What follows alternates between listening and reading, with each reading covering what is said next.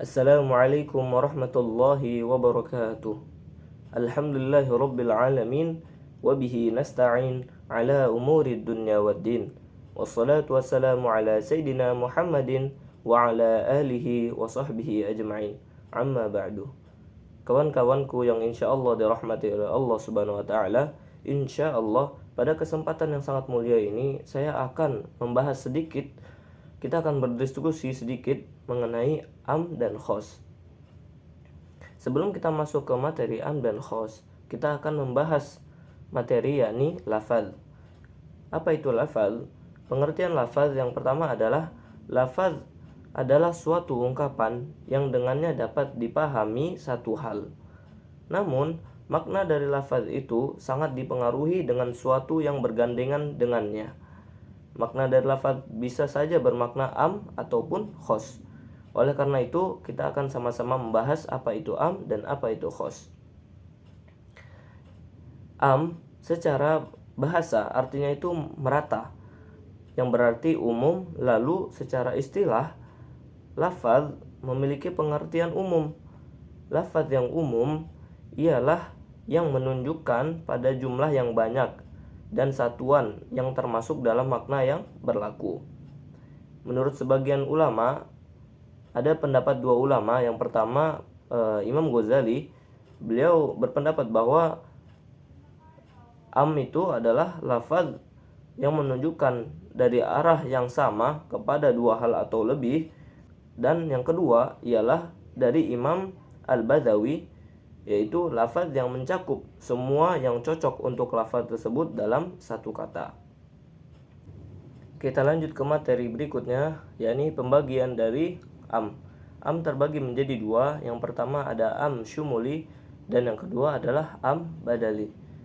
Am syumuli adalah lafaz yang dipergunakan dan berlaku bagi seluruh pribadi, seperti pada surat An-Nisa ayat 1 yang artinya, hai sekalian manusia, bertakwalah kepada Tuhanmu yang telah menciptakan kamu dari seorang diri.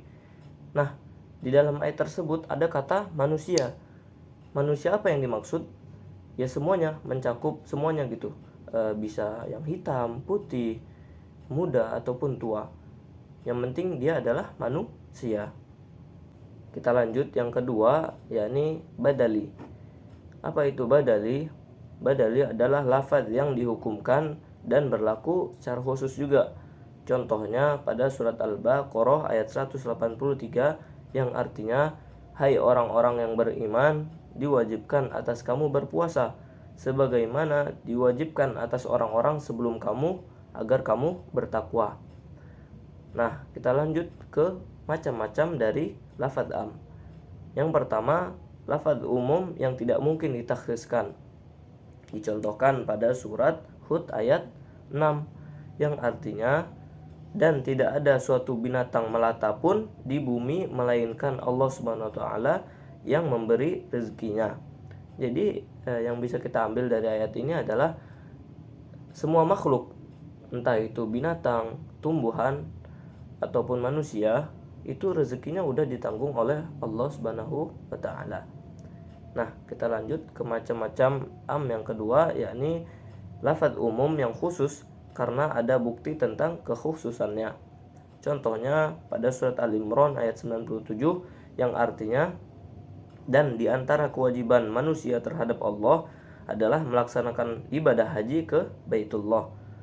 Nah, di sini yang dimaksudkan manusia itu adalah bagi orang yang mukallaf saja, yakni dengan perantara akal anak kecil dan orang gila itu di luar itu gitu. Jadi untuk yang mukallaf saja.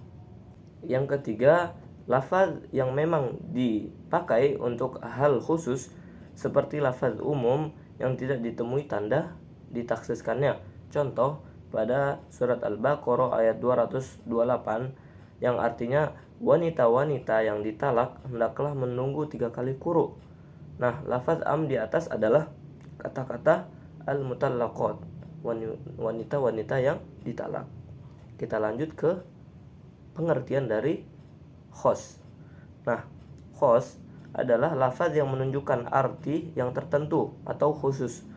tidak meliputi arti umum. Dengan kata lain, khas itu kebalikan dari am, yakni lafaz yang dipasangkan pada suatu arti yang sudah diketahui, maklum atau manunggal. Nah, menurut istilah, khas adalah lafaz yang ditujukan kepada perorangan tertentu seperti Muhammad, atau jenis seperti laki-laki atau perempuan, dan satuan terbatas seperti 13, 100, dan sebuah kaum. Jadi dikhususkan gitu. Nah, macam-macam khos yang pertama adalah mutlak. Apa itu mutlak? Mutlak menurut Syekh Utsaimin, mutlak secara etimologi yaitu antonim dari muqayyad. Secara terminologi, mutlak yang menunjukkan suatu hakikat tanpa ada batasannya. Nah, yang kedua yakni muqayyad. Menurut Abu Zahroh dalam buku usul fikihnya menjelaskan bahwa muqayyad apa-apa yang menunjukkan suatu esensi yang dibatasi dengan sifat, ghoyah, dan syarat. Nah, kesimpulan yang bisa kita ambil dari kedua pembahasan ini yakni am itu adalah ayat-ayat yang bisa jadi dikhususkan dan bisa juga umum, akan tetapi lebih kepada umum. Namun yang khos ini adalah khusus. Jadi ayat yang diterangkan dari khos itu yang menunjukkan pada satu arah, yakni misalnya diterangkan tentang Nabi Muhammad, ya Nabi Muhammad saja, tidak ada dikaitkan dengan yang lain. Cukup sekian dari saya, kurang lebihnya mohon maaf. Billahi taufiq wal hidayah. Wassalamualaikum warahmatullahi wabarakatuh.